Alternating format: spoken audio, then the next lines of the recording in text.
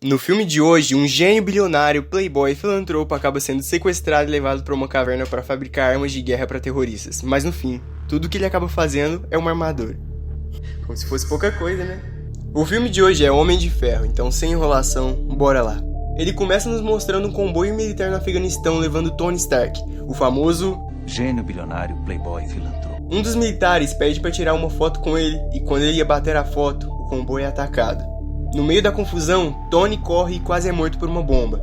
Aí, galerinha, prepara pra foto! Deixa eu ver como é que ficou isso aí, Julius Cleito. Ficou da hora, hein, maço? E depois disso, o filme volta 36 horas antes e vemos a premiação apogeu. Tony é premiado, mas ele estava no cassino e quem recebe o troféu é o seu sócio, Obadiah Stane. O coronel James Rhodes entrega o troféu para o seu amigo Tony, mas ele nem dá bola porque ele já tem vários. E depois de sair do cassino, ele é entrevistado e acaba levando a repórter para casa. Depois de ela acordar, Pepper, a assistente de Tony, a coloca para fora e vai de encontro a Tony lembrar ele da viagem de negócios que ele tem que fazer. Ele viaja com estilo e depois de chegar, vemos que era uma apresentação de armamentos, em que ele demonstra o poder dos mísseis Jericó. O Jericó. Depois, o filme passa de relance o que já vimos e nos mostra Tony acordando preso em uma caverna. E depois de acordar, ele percebe um eletroímã implantado no seu peito pelo cientista Jensen, que impede que os estilhaços da bomba entrem em seu coração. Em seguida, terroristas entram na caverna e pedem para que ele crie uma arma para eles, e depois de recusar, ele é torturado por um tempo. Mas depois da tortura, ele conversa com o cientista que o salvou e diz aos terroristas que vai fazer a arma. Antes de começar, ele tenta replicar o reator Ark criado pelo seu pai, só que em miniatura, só para manter os estilhaços longe do seu coração por tempo indeterminado. E enquanto construía, descobre através de Jensen que os terroristas na verdade são dos 10 Anéis. Só não são os verdadeiros, sabe? Assim que finaliza o reator, ele mostra pro cientista o projeto que vai tirar eles de lá, uma armadura de ferro. E durante a construção, o chefe do grupo de terroristas chega e diz que ele só tem um dia para terminar o míssil para ele.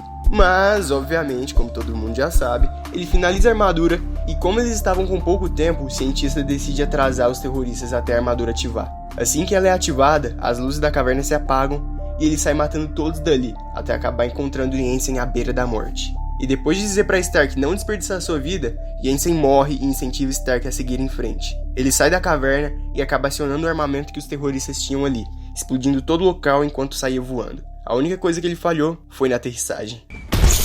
Ele anda um tempo, é encontrado por James e é levado de volta para casa. De volta ao Zewa, ele se encontra com Pepper, com Obadiah e faz uma entrevista anunciando que vai pausar a produção de equipamento bélico das indústrias Stark. Obadiah diz a Stark que isso pode arruinar a empresa, mas Stark não dá bola e em casa começa a construir uma versão melhorada do traje, além de trocar o reator Ark por uma versão melhorada. Até vemos um dos testes dele em que ele só não quebrou a coluna ali porque ele é o protagonista, e um outro teste em que ele começa a treinar o voo. E coitado do robô extintor. Se você borrifar esse em mim de novo, eu vou doar você pra uma faculdade, tá avisado, hein? Tadinho.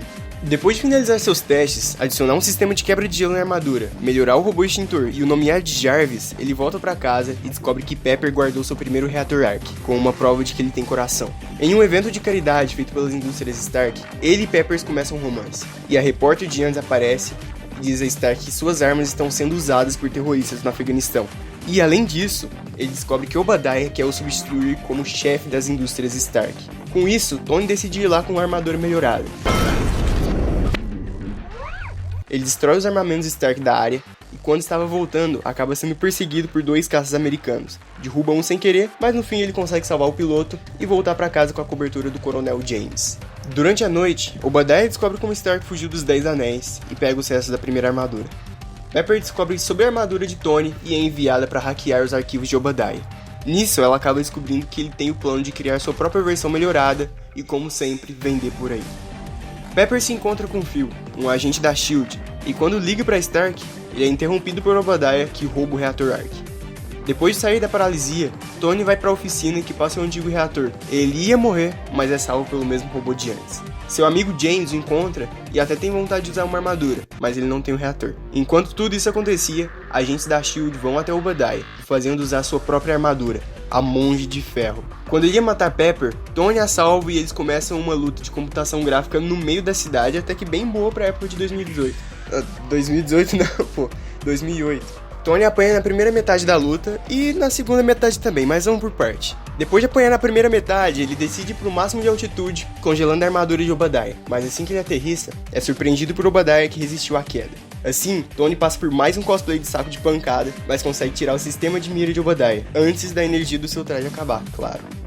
Que piada velha. Pepper o ajuda a derrotar Obadiah, excedendo a capacidade do reator fixo na indústria, o explodindo e fritando Obadiah. Depois da resolução da luta, ele tem uma reunião com a imprensa e nela, ao invés de mentir sobre quem era o Homem de Ferro, ele diz a verdade. Eu sou o Homem de Ferro. E assim acaba o que viria a ser o primeiro filme da Marvel. I'm gonna put some dirt in your eye. Oh, wow! See you, chump. Digo, o segundo, mas ainda assim, ele quem deu o pontapé pra tudo. Se gostaram do filme, deixem um like, se inscrevam e até mais. E se vocês tiverem condição, assistam lá o filme original, beleza? Falou!